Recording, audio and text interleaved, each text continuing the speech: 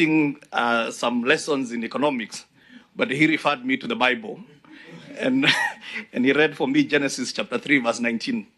And he told me, Hinga, out of the sweat of your brow, you shall eat. So sweating is biblical. But the Bible seems to have helped in not sweating today. Maybe a bit too early to call it. Chair, there is a very interesting report that was done by the World Bank in the year 2017.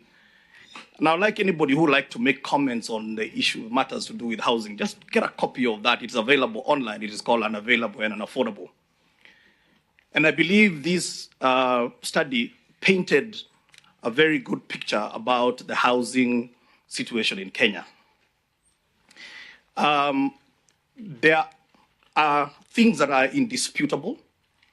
And I think where things become a bit murky is the how to solve.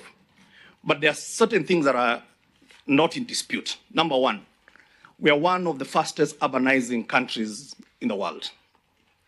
We have over 500,000 people who are coming to urban areas every year. That is a fact. Number two, Chair, is that if you look at the percentage of what you call the urban population, at the moment, and these are very old statistics, which is 2019, after the census, we had about 6.5 million Kenyans living in slums. That is also a fact.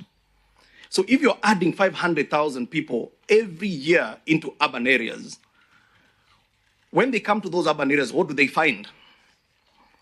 Chair, they find something which is interesting, and I know a professor here will back me up because of it's a lot more in economics.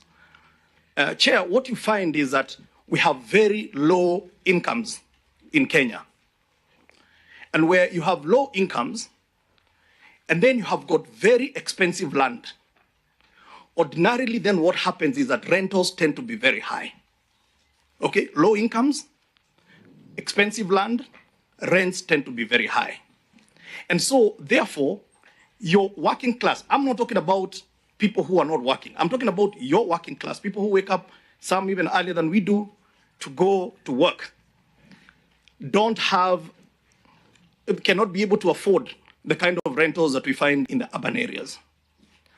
And then what happens is that they get pushed out in a process which is called gentrification. You start pushing them out, okay? But where do they go?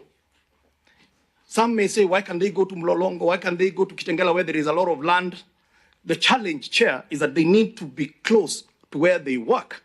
Because again, if they move further away from where they work, the cost of transport becomes a hindrance. So where do they go? They go and set up informal settlements. And that is why, Chair, as of 2019, we had 1,141 informal settlements in this country. They do nothing. If we do nothing about it, Chair, in a few years' time, our major cities will be nothing but major slums. So that's also an important context to be able to put. Now, there is a study that has been done by the Center for Affordable Housing in Africa